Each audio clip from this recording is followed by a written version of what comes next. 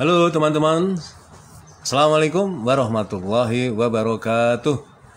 Selamat sore, sugeng sonten. Alhamdulillah kita bisa berjumpa lagi di sore hari ini. Sekalian ngabuburit ya, menunggu buka puasa.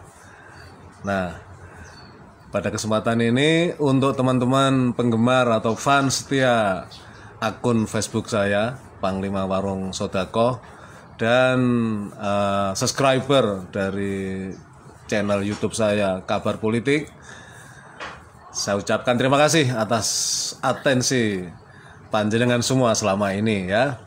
Jadi saya memang secara bersamaan atau paling tidak urutannya melalui siaran langsung Facebook ya. Kemudian nanti setelah itu saya download, saya upload ke channel YouTube saya Kabar Politik. Jadi bisa sekaligus di dua platform ya.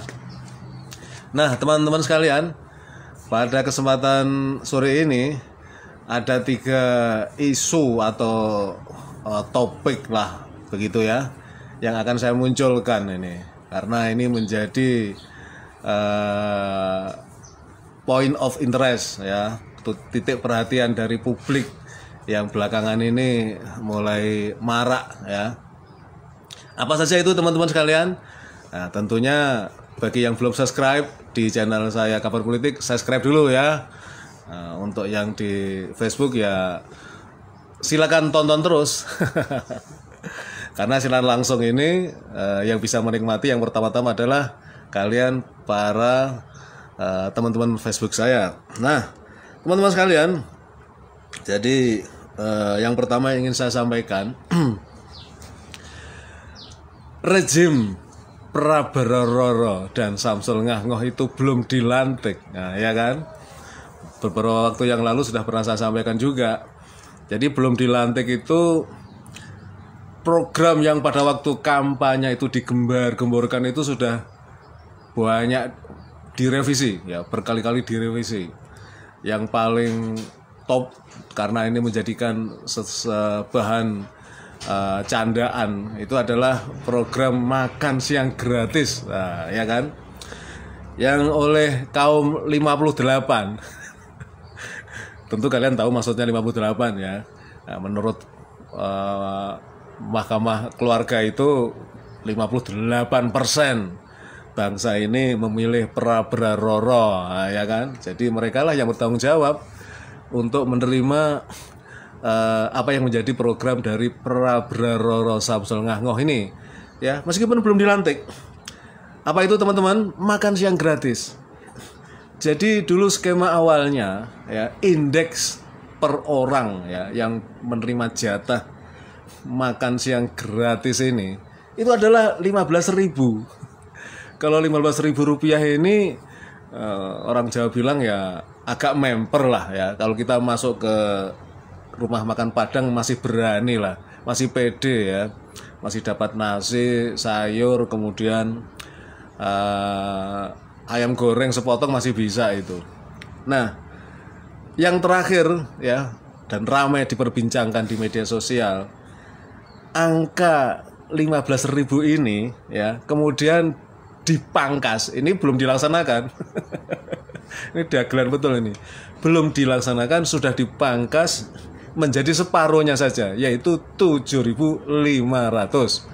Nah, kemudian rame reaksi dari netizen ya, teman-teman di media sosial.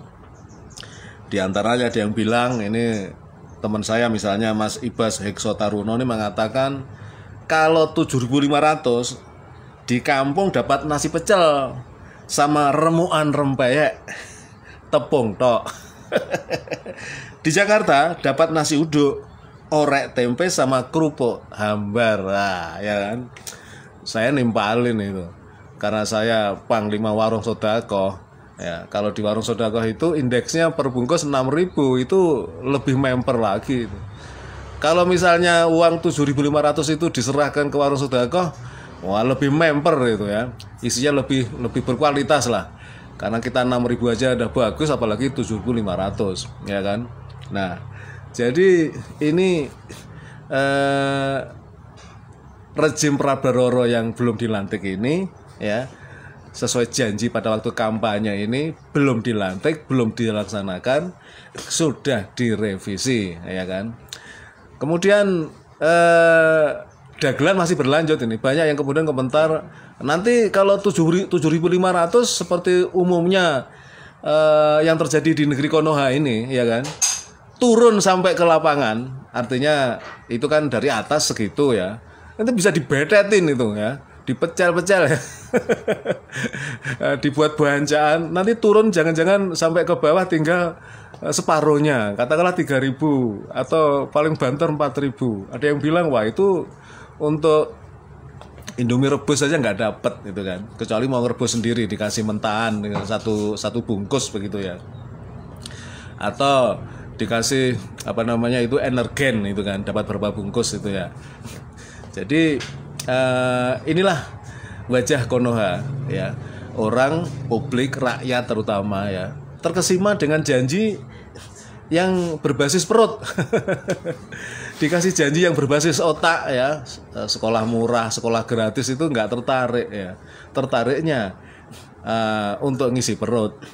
Padahal belum dilaksanakan sudah dikoreksi. Wahai Bani 58 ya, jadi nikmati nanti ya, kalau kalian memang menginginkan program makan siang gratis ini ya, indeksnya 7.500 sampai di tangan kalian atau di mulut kalian itu ya mungkin tinggal 3.000 atau 4.000 ya kan.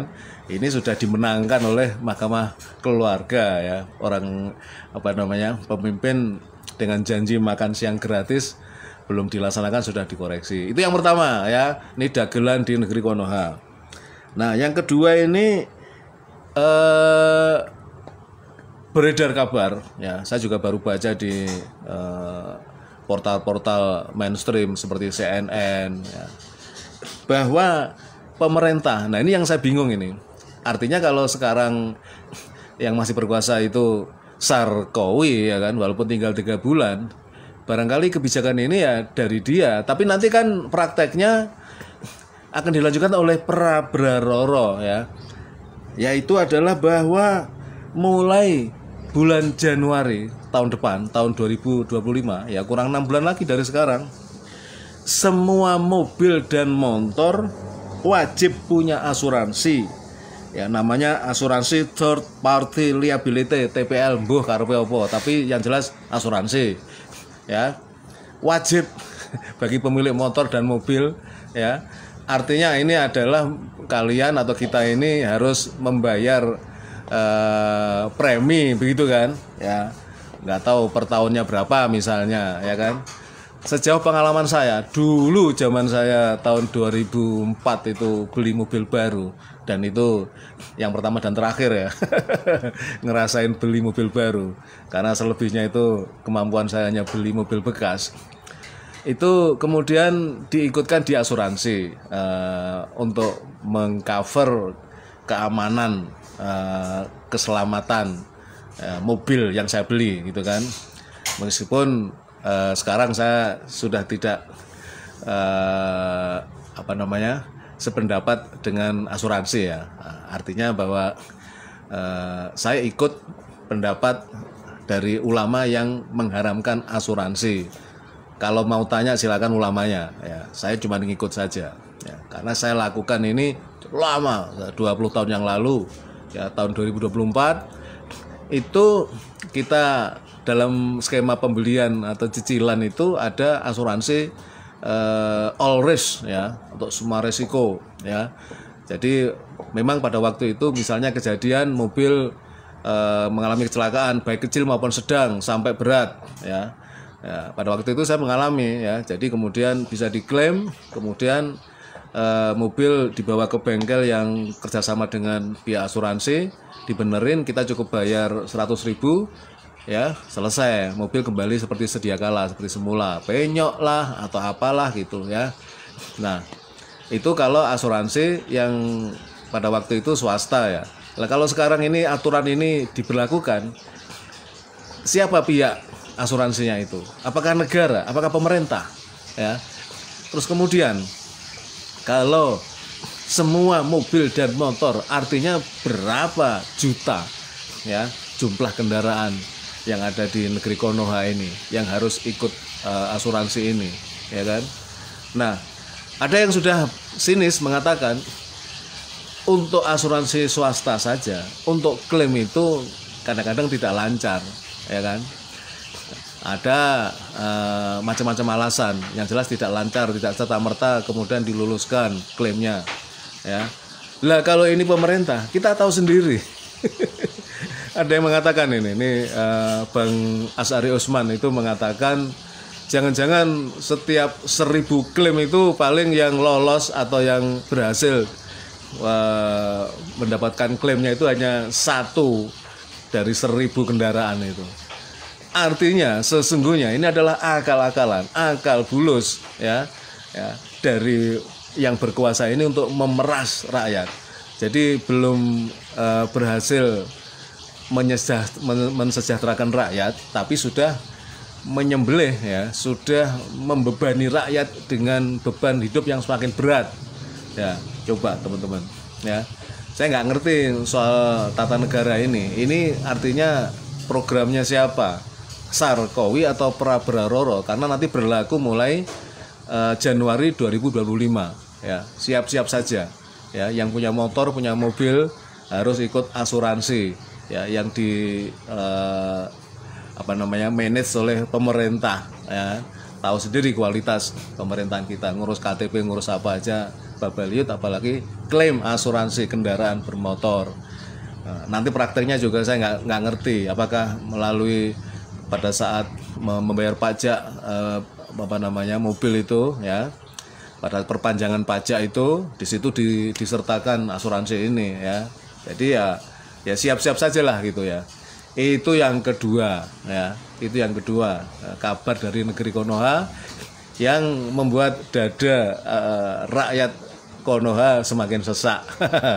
Nah, kemudian yang ketiga ini agak lucu-lucuan tetapi juga menyesakkan dada juga, bahwa sang wakil presiden terpilih ya, Samsul Ngah-Ngoh itu ya sudah mulai kemas-kemas barang-barang pribadi di kantornya ya sebagai wali kota Solo ya. Itu muncul banyak baik berupa video maupun foto dia berkemas-kemas. Apa yang dikemasi? Ternyata banyak mainan anak-anak. Kelihatan ini, aduh cucu saya ini. Kamu kelihatan bugil, waduh. Maaf teman-teman ya. Ini siaran langsung ya, saya nggak bisa ngekat ini ya. Cucu saya baru datang minta mandi, bugil. Ya, jadi si Samsul Ngah-Ngoh ini sebagai wali kota sudah berkemas-kemas, barangnya banyak mainan anak-anak ya, yang berharga mahal semua. Lah, orang seperti ini nanti akan menjadi orang nomor 2 di republik yang luar biasa luas dan besarnya ini. Ya, yang panjang dari ujung ke ujung itu dari bagaikan atau setara dengan dari London ke Istanbul. Bayangkan itu berapa puluh negara ya. Nanti akan dipimpin oleh orang nomor 2-nya seperti itu ya, yang diurusin mainan anak-anak. Nanti apakah sebagai wakil presiden dia juga akan masih ngurusin mainan anak-anak seperti itu ya. Bagaimana nasib bangsa ini? Belum lagi yang kemarin kita bicarakan, kalau Pak Praberaroro itu kemudian berhalangan tetap, apakah sakit, apakah faktor yang lain, naiklah si anak ini jadi presiden, jadi yang memimpin negara yang sebesar ini ya, dengan hobi mainan anak-anak seperti itu ya. Kinerjanya, kemampuannya seperti apa ya. Memang nggak jaminan apakah nggak boleh orang hobi mainan, boleh saja, tapi itu cerminan bagaimana ke depan ini bangsa ini. Jadi wali kota aja cuman seperti itu, apalagi jadi wakil presiden. Jadi benar, dulu kita pernah punya kerajaan yang besar yang hebat, yaitu Majapahit. Nah, di masa Sarkowi ini yang kita nikmati adalah negara masa pahit ya, jadi serba pahit doang teman-teman sekalian. Oke, itu 3 topik yang ingin saya sampaikan pada kesempatan sore hari ini. Mudah-mudahan tetap bisa menjaga kewarasan kita tetap kritis terhadap kondisi suatu negara ini yang tidak sedang baik-baik saja. Jadi kalau ada yang merasa negeri ini baik-baik saja, ya barangkali dia bagian dari kaum atau Bani 58 itu ya. Oke teman-teman, terima kasih atas segala perhatiannya. Mohon maaf atas segala kesalahan, termasuk adegan cucu saya melintas dalam keadaan telanjang. Maaf, baru kelas 1 SD, baru masuk kelas 1 SD. Terima kasih. Assalamualaikum warahmatullahi wabarakatuh.